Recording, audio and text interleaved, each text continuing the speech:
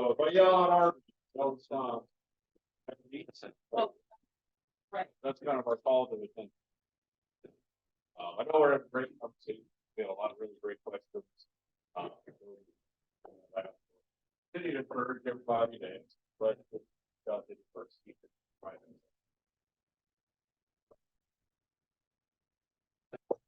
Just kind of moving along. Our next speaker is Vandermark. Logan, like said, anybody that does trials, stipulation, software,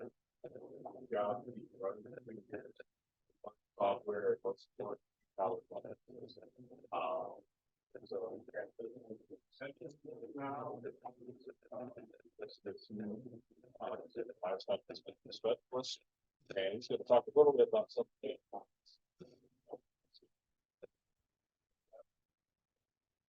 Yeah, thank you, Dr. Brennan.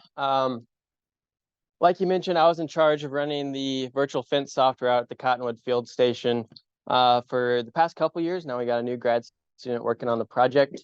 And so you may think, Logan, where's your economics degree? I don't have one. I took a couple classes. I had a ruminant nutrition professor that said we can do cowboy math, and I like cowboy math. So that's what kind of economics we're going to get into today, is just kind of stretch our brains to really think about scenarios maybe this makes sense to use it in, and then looking at the total cost, in our case, the vent system, to just kind of think about whether this makes sense financially at the very base level to adopt virtual fencing.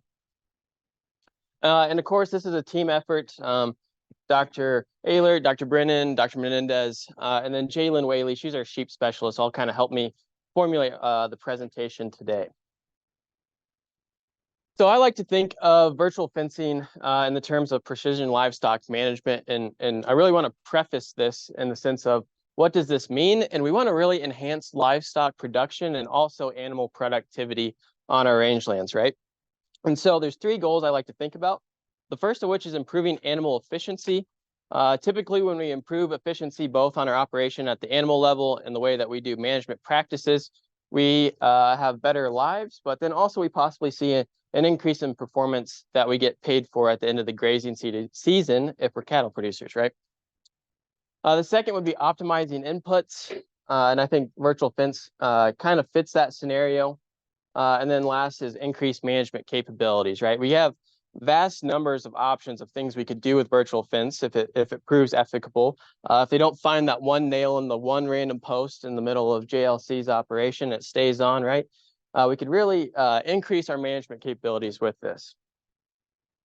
All right, so everybody had a chance to grab coffee. Hopefully you're awake now. So here's some audience participation.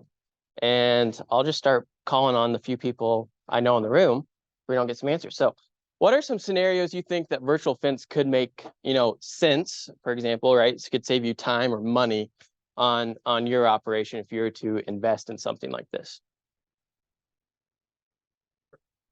Labor, right? Maybe we don't have to have someone come fix fence for us or hire a high school kid to come run fence. Okay. Time, yeah. And that's something that we'll talk about, but maybe that's an intangible, right? What's your time worth in certain tasks?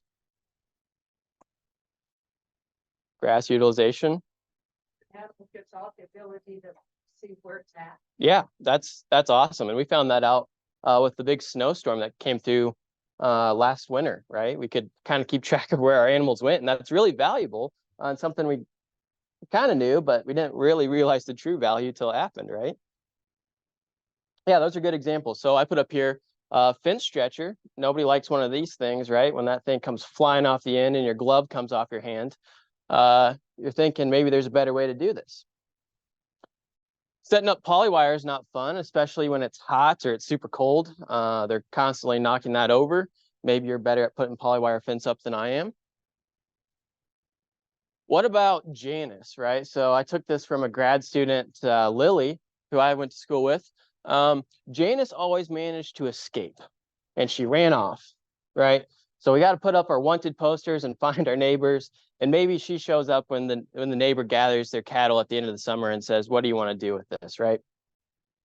And then lastly, what if we want to keep them out of certain areas, right? So maybe areas that are flood, and so we're really packing in that soil and degrading the land.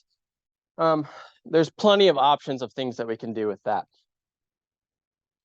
You know, we commonly think about, or I commonly thought about when I started my master's program, was using this for cattle. But this could also be used for our sheep producers in the state. And not only can it be used, there's companies that have collars designed specifically for sheep producers, right? So on our right here, this is a no fence collar. On the right, that would be for a large ruminant. So we're looking at cattle. And then we have a little scaled down version for our small ruminants, so our goats and our sheep, right?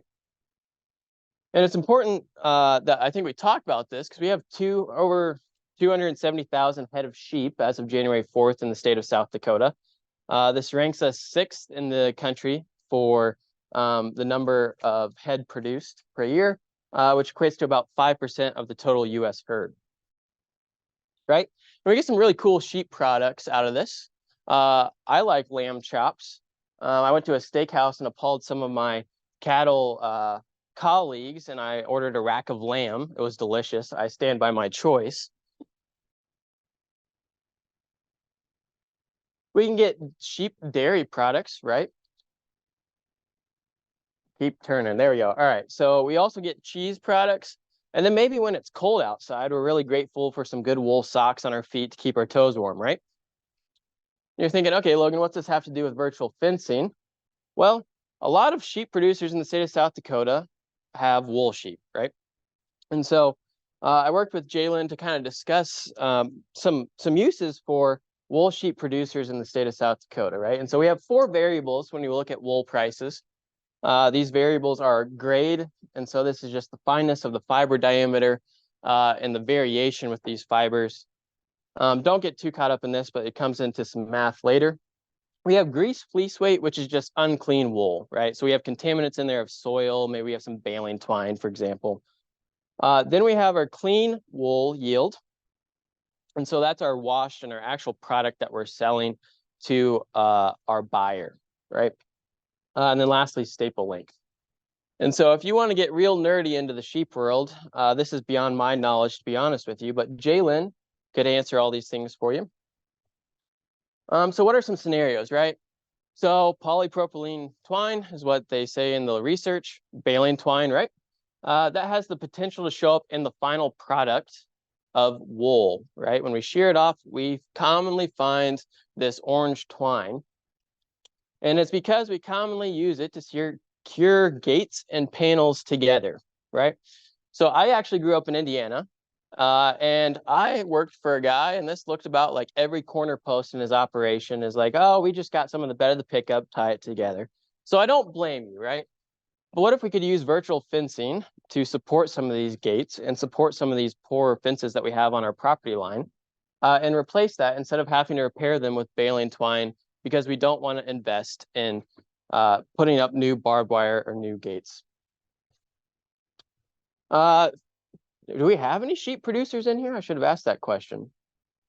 No? Okay. Excellent. I'm talking to the perfect crowd here. All right. Just follow along with me, I suppose, right? All right. Where's Dave Olola when I need him? All right. So what if we're pulling sheep out of the mud? I'll roll through this then. We'll have more soil and mud in the wool, which will have decreased yield and decreased profits at the end of the day. This scenario also applies to cattle here for your cattle producers, right? So what if we could keep them out of areas like when we get 3 inches of rain in 4 days and our creek's just flowing, right? It's super muddy. We can start incising our banks with running cattle on these streams. I know there's water there, but what if we could put up a temporary fence for a few days to let it calm down and then allow them back to have access, right? And so that may look like something like this. This is a picture from the Cottonwood Field Station. Along this red pointer right here is the Cottonwood Creek. And so here's an example of we could set up a virtual fence boundary just to give them some time away from that creek so we're not incising it, or we're not hitting it too hard. All right, back to wool. Just hear me out. All right. So we have two scenarios here. We have scenario one, which is polywire, and scenario two, where we'd use a virtual fence system instead of polywire for our grazing management. Our micron is the same between these two scenarios. Our yield is how much wool do we actually get from the animal at the end of the day.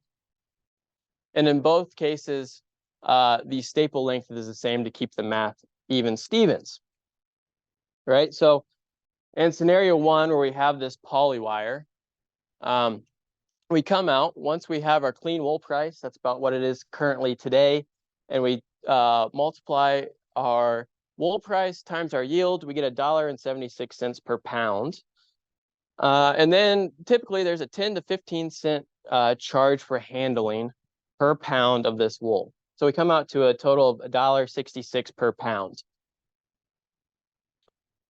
Where we use virtual fencing, in my conversations with Jaylyn, she said we could easily increase our yield by 5% with correct management strategies and keeping them out of those scenarios I just mentioned with our mess of MacGyvered baling twine and mud. The final product can come to a total of $1.82 on an increase of 5% yield. So we have a 16-cent advantage to virtual fencing per pound, right? And so I have 100 head here just to make some math easy for you. In the virtual fencing scenario, on 100 head and 8 pounds of clean wool per animal, we come up just over $1,450. Then in the traditional sense, where we're maybe using barbed wire or polywire, we'd come out to $1,328. So we increase our profits in this case by roughly 9%. And you're thinking, okay, Logan, there's not much difference there. It's $128. I bet your significant other would like to go on a date or two for $128, right? And we'll touch on more here in a second. So we kind of mentioned on this earlier, right? There's some intangibles that we have to consider when we're talking about virtual fence. And these are situations that we can't always put a price on, right? There may be peace of mind or other scenarios. And so the first of which is, I'm sure we have plenty of interactions with these as producers, right? And we commonly combat with coyotes, right? During calving season, it's a nightmare keeping your animals away, right? So what if we could use the virtual fencing system to keep our animals in areas that are low trafficked by coyotes? Maybe we know we have some dens, and so we just keep them away from those until we get some more mature cattle. So it allows us to have some more flexibility, and we could also kind of monitor those animals. Maybe if you want some peace of mind, if you really had some issues, is checking that in the evening before you go to bed. Right, and then there's some factors that aren't easily quantifiable even beyond that. So stepping in polywire posts, fixing barbed wire. Dr. Ehlert mentioned this earlier, Dr. Ehlert mentioned this earlier. Right, your time's worth something. You don't pay yourself, right? But your time is worth something because there's other things you could be doing with your time besides fixing fence, besides putting up polywire. What's the peace of mind knowing where your animals are at, cattle or sheep? I got back to you cattle people here, right? Knowing where your animals are at. And this is really awesome when you have leased land, right? And so maybe it's 3 hours to drive to your leased land round trip, and an emergency happens and you just don't have time that day. You had planned to go out there and you just don't have time because an emergency popped up. Not that we should just sit at our computer and ranch and turn the whole world digital, but we could just check for that day and go when we have time tomorrow, right? To get our eyes on our cattle and see how we're doing. But this provides some peace of mind. And all of this comes together to potentially allow you to have more time with your family, right? We only have so much time with our family, and so any hours or even half hours we can get back and spend with our family is a quality of life improvement, right? So we're not having to yell at each other about where is the fence stretcher because it's -6 outside and blowing and you forgot it at the shop, right? That could have some hurt feelings for about a half an hour. So with that, I will get into the actual economics of the virtual fencing. I am the precision livestock technology expert, but I don't know how to run a Mac. So Krista, Dr. Ehlert, excuse me, Dr. Ehlert, I don't mean that facetiously. I am trying. So Seriously, women in STEM. yes, I am trying. I don't know how to run a Mac, so she's going to help me. You just mentioned it. Please. So this was produced by Dr. Dana Hogue out of Colorado State University. He is in a working group that we have all related to virtual fencing. Is it working?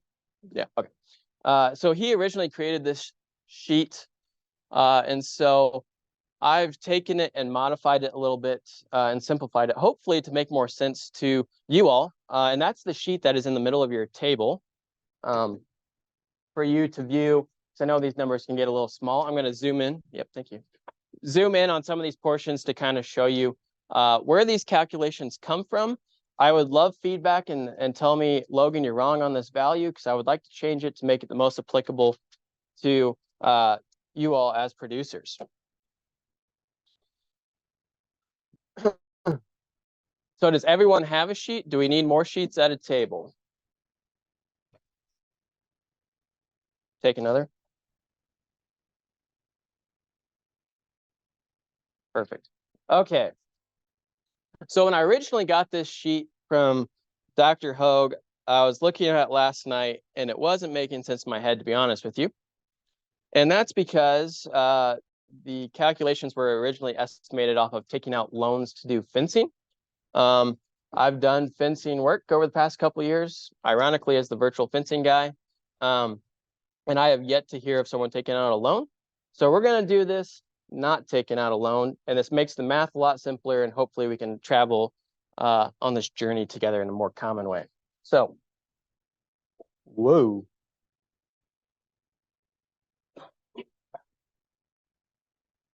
So the first thing I want us all to take a look at is this big box in the top left corner. We're looking at just our total property size, right? So this is what we would have just as our operation, right? So we have our total property and all these variables that are in green are these non-fixed variables. These are the ones that you would adjust for your operation. These are the ones that we can change and discuss about how this changes from operation to operation, right? So if we have one property and it's 2,640 acres. I did this because this is the research station out at Cottonwood. So this is our example to start us off, right? So we have 2,640 acres.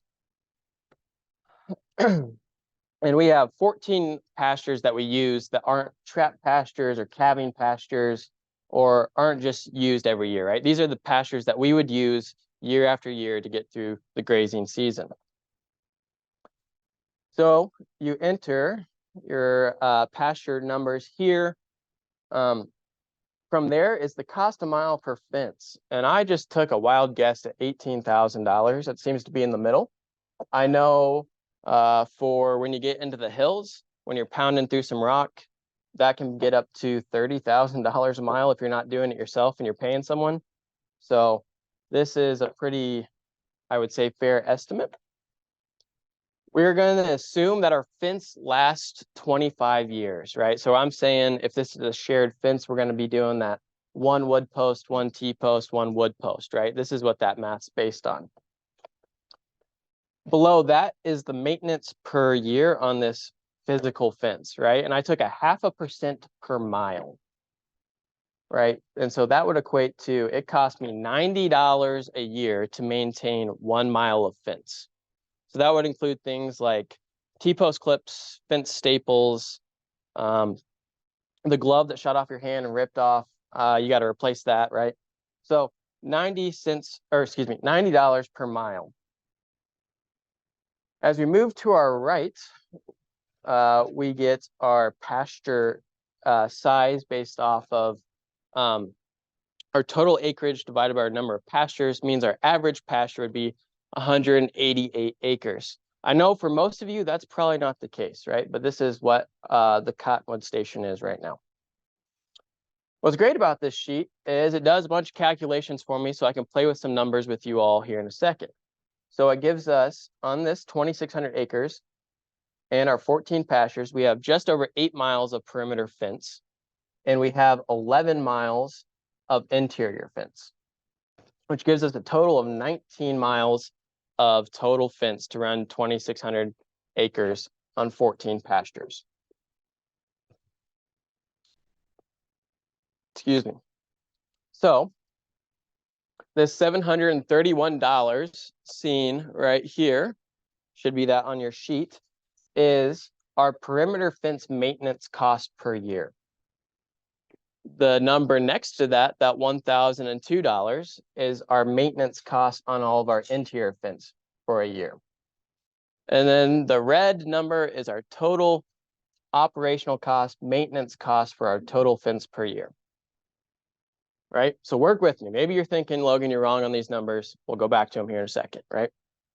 So this presents us with the traditional fencing cost breakdown right here. We have $1,700 to maintain this fence in that case per year on our basically 20 miles of fence, right? Our initial cost, if we were to fence all of this for the first time, it would cost you nearly $350,000 to run 5-strand barbed wire on this property.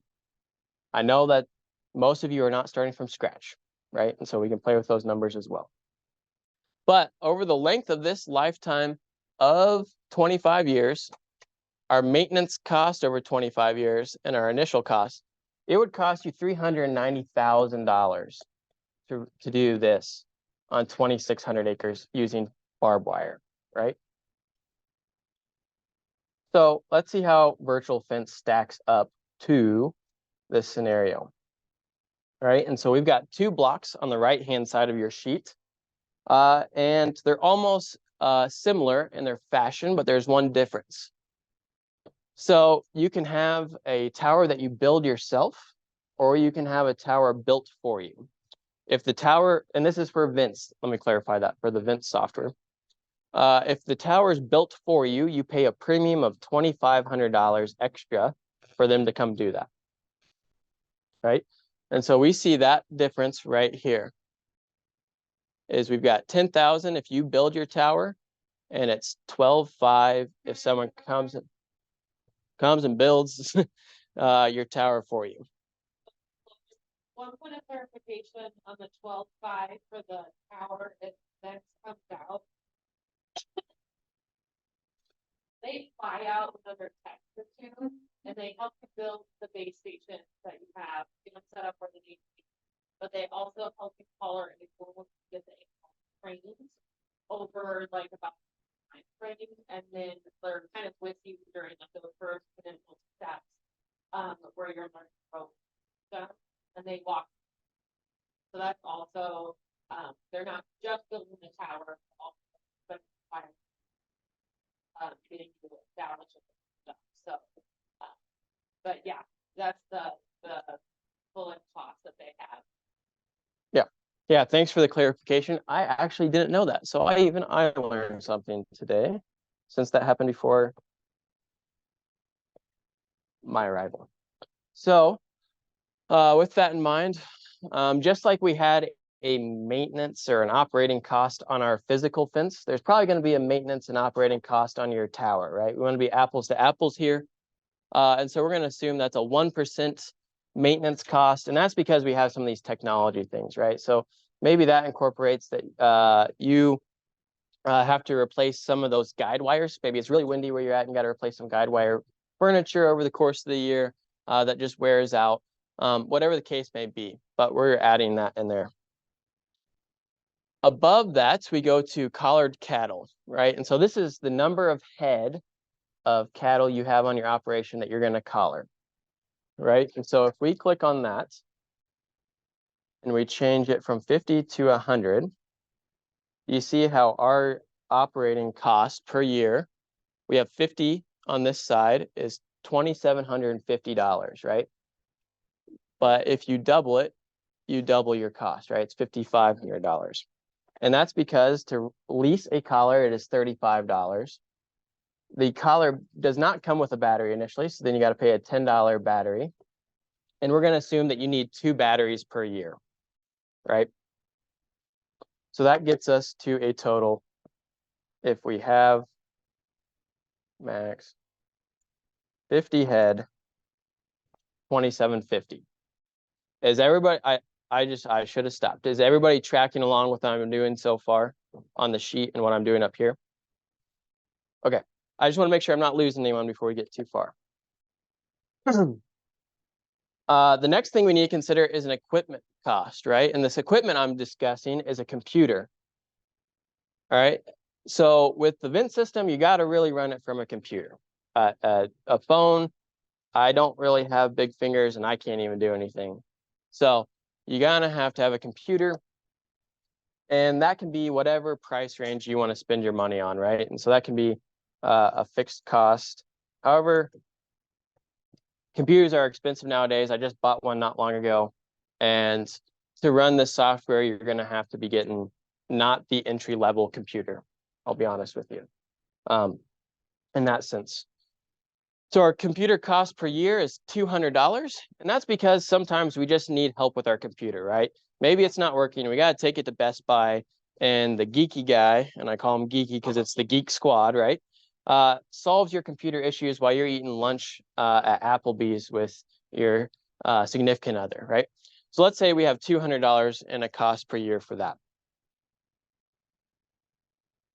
The last variable here would be what we're calling other costs.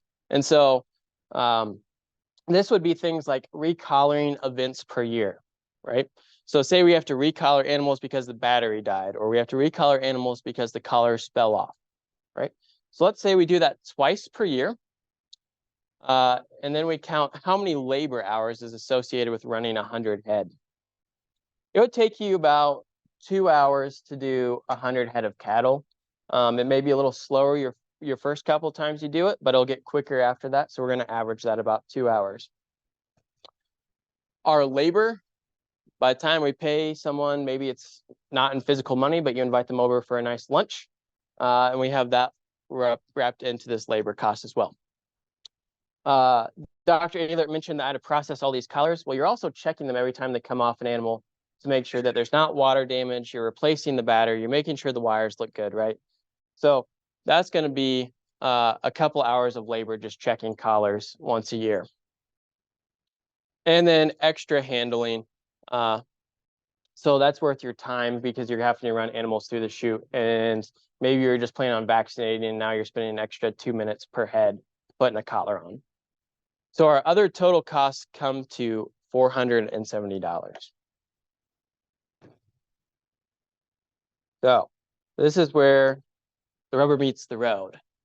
So we've got traditional fencing, virtual fencing, if you do it yourself, if you're brave and enter the frontier on that, and then prefab where they come out and help you and kind of walk you through what needs to happen, right? So our operating cost per year is way cheaper. It's half the cost in barbed wire fence, right? We're at $1,700 in an operating cost per year versus our virtual fence is $3,600 per year, right? But our initial cost to start is just shy of $25,000 if you make the tower yourself, and just shy of $30,000 compared to $346,000. Now, I know most of you are not going to be ripping out 20 miles of fence, right? But let's say you had to replace half of your fence to get going again, right? Say you had, in our case, for those of you that remember the Cottonwood fire that came through, wiped out a bunch of fence for us, right? Let's say we just needed to replace half that fence. That's still going to be nearly $175,000 to start off. $175,000 is 7 times this amount right here. So that's where, if we get this efficacy, it really makes sense to do that. And now you're thinking over the lifetime, right? Well, the lifetime of 25 years on this traditional fence would be $390,000. The lifetime for the virtual fence system in these two scenarios is $75,000 and $81,000 respectively. Now, I'm making a big guess on how long this tower is going to last, because I don't know of anyone that's had one longer than 5 years, but we're going to guess 15 years to make a safe bet by the time we have our investment in that maintenance of that tower over that course of 15 years.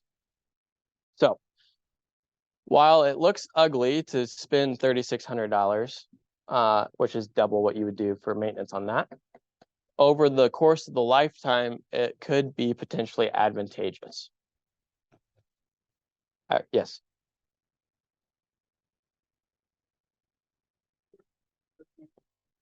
Neighbors all. Yep.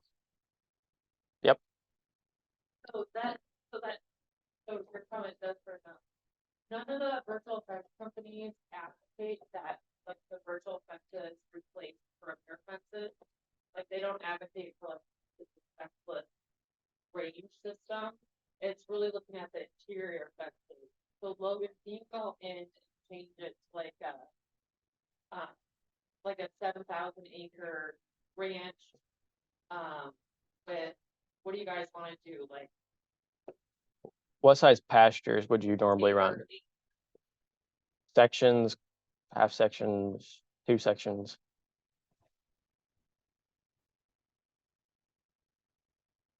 What if you just got rid of your perimeter that's there? You just had your big two. You know what I'm saying? Yeah, so let's go back. I see what you're saying.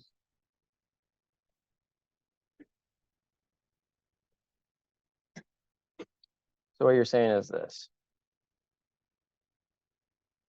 I would do something. All right, so you're saying remove your interior fence maintenance costs. Your perimeter.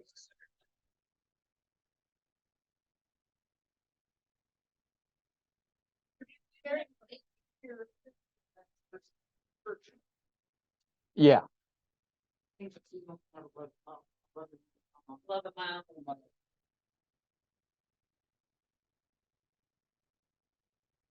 well, it doesn't.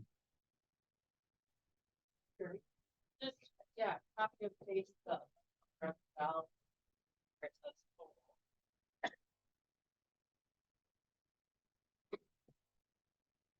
It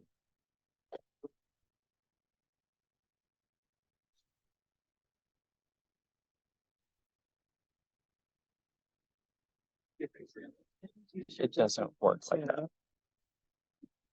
I know what they're saying. I'm trying to think of what the best way to do it. Because what you're getting rid of is your perimeter fence. Right, that's what they want you to do. If you do that, it breaks it. That's what I'm saying.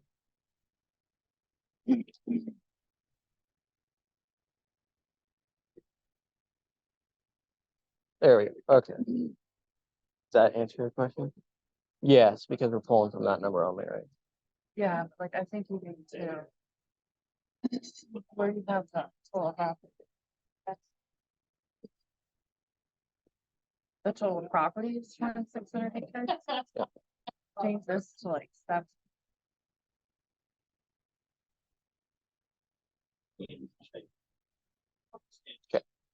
All right. What? Oh, and yeah. Mhm. But I think those.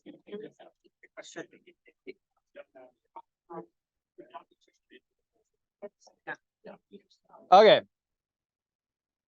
So I wanted to make sure I did this correctly and didn't just make up a number for you. So thank you, Dr. Ayler. All right. So if you just compared the interior fencing, right, you still have to maintain that exterior. We are looking at, in this case, well, you can't do that. It's you'd need more towers. It would be $150,000 more to maintain an interior fence than running a virtual fence system. Right, so that number comes from right here, that total. We cut out the perimeter, excuse me, the perimeter fence and just put in our total exterior fence, excuse me, total interior fence into that calculation. 50 kind of seemed like. Let's see. Yes. So Dr. Brennan asked, what happens if we increase our animal numbers, right, in this scenario? And we put 100. So our operating cost is 5,500 and collars per year. We come over here. And so then the total cost per year, including our computer, our maintenance, and other costs would be $6,500.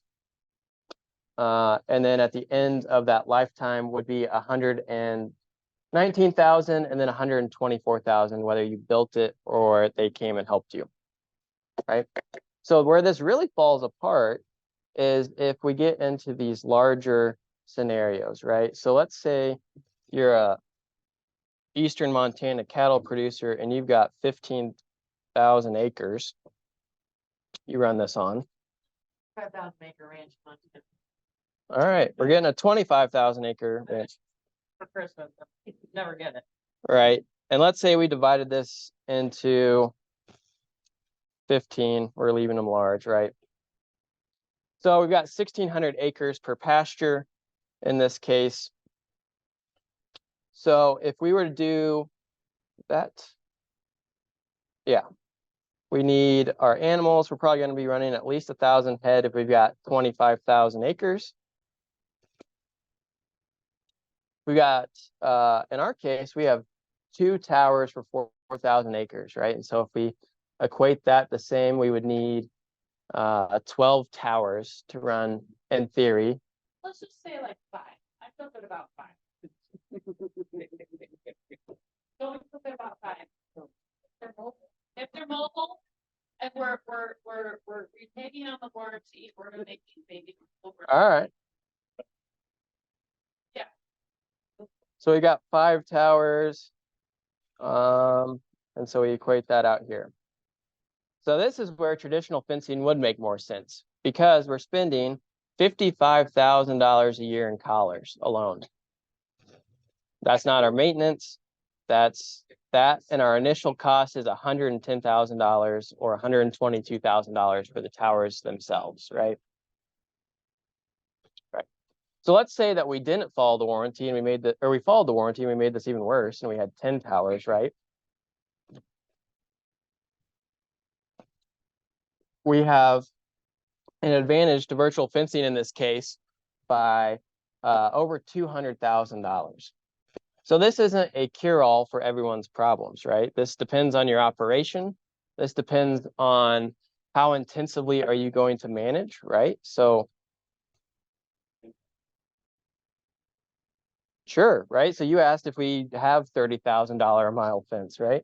I feel empathy for that person. That's where it gets ugly, right? So if we're pounding posts through rock, we've got 100-foot drop-offs where we can't even fence, let's say, and we end up running extra fence. That's where it starts to get ugly. Then if you're, let's say you're a progressive producer out there and you're shifting them every other day. So now you're going up to 30 paddocks. You know, you're spending almost $2 million over 25 years on traditional fencing. But consider too is that on your interior fences, you're not going to be using a farm five wide or farm wide. You'd be using your artisanal or all whatever. That is a case. I agree with you. However, I have seen people I've put up fence as cross fencing as 5-strand barbed wire. So that is a good point, but I think also what Logan's trying to get across is that like, We're breaking these almost into larger sections to then be broken down. but also like back today, kind of like a general idea, like you can compare like 5 grand versus virtual fencing, and kind of like get a rough estimate of what costs. This is something that Logan has available, that you're able to share. And so if that's of interest, you guys can contact one of us and we'll make sure that you get it, but you can obviously go into the spreadsheet and add, you know, like stuff that's specific to your operation, because the other thing that really helps get across today is that whether or not this makes sense for your operation or where you're working or the group you're working with, it really comes down to like management style and also, you know, perhaps like how many interior fences you would actually be replacing. So, and costs are gonna vary by, like, even if you're east or west or South Dakota or here, so. But yeah, that's a good point that. other people. And I'm planning on further developing this, right? So this is in the infancy stage. I 100% agree with you, right? I would like to add in more there where we have our different scenarios where we have our interior fence, right? Maybe we have our poly wire costs, we have our 2-strand or single strand high tensile, right? And so we can compare all these scenarios and really cover hopefully a good understanding of everyone's operation. So I do acknowledge that is like maybe under development, yes. But it would be- If you were adding more paddocks, you wouldn't have to be adding in more collars.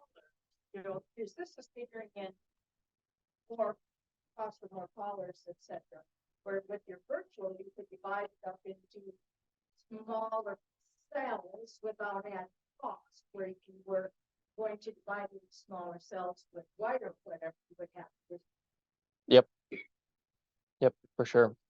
We got one more speaker before lunch, but a really good points to discuss the economic investment. One of the big things that jumps out to me, he's looking at this, is that cost of maintenance per year relative to the initial cost.